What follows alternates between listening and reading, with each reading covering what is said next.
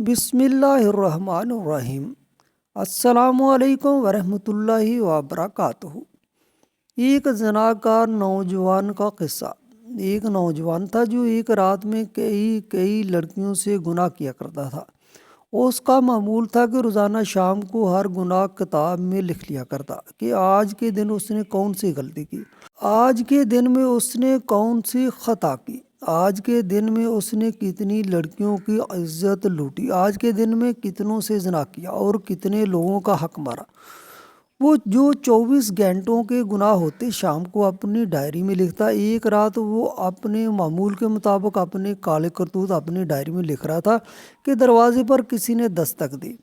جب اس گناہ گار نے دروازہ کھولا تو یہ دیکھ کر حیران رہ گیا کہ سامنے ایک خوبصورت لڑکی کھڑی ہے۔ نوجوان نے پوچھا کیسے آنا ہوا؟ اس لڑکی نے کہا میرے بچے یتیم ہیں، میرے بچوں کا باپ کب کا فوت ہو چکا ہے، کسی کی بھینس مری تھی، اس حرام بھینس کا گوشت کتے بھی کھاتے رہے اور میری اولاد بھی کھاتی رہی۔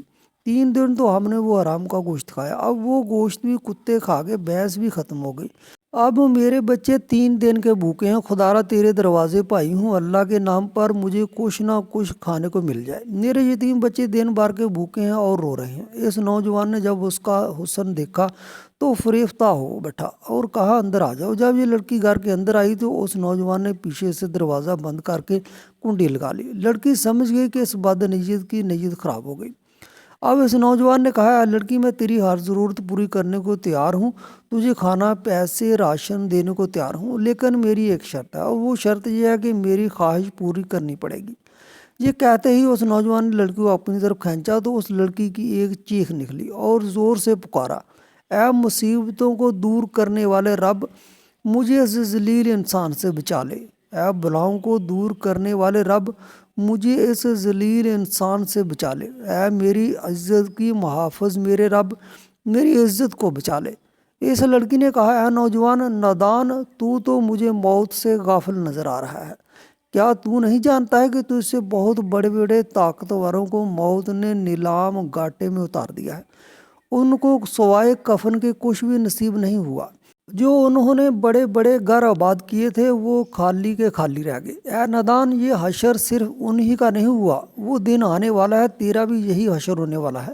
اے شیطان کی چال میں پھنسنے والے نوجوان، اپنی آنکھیں کھول، قیامت کے دن اپنے رب کو کیا منہ دکھائے گا؟ اس گناہ گار نوجوان نے جب اس لڑکی کی فریاد سنی تو تڑپ اٹھا اور کہنے لگا، اے لڑکی، ابھی تو نے گناہ کیا ہی نہیں، تو اتنی ڈر رہی ہے، میں نے جو ساری زندگی گناہوں میں گزاری ہے، مجھے تو تجھ سے زیادہ ڈرنا چاہیے۔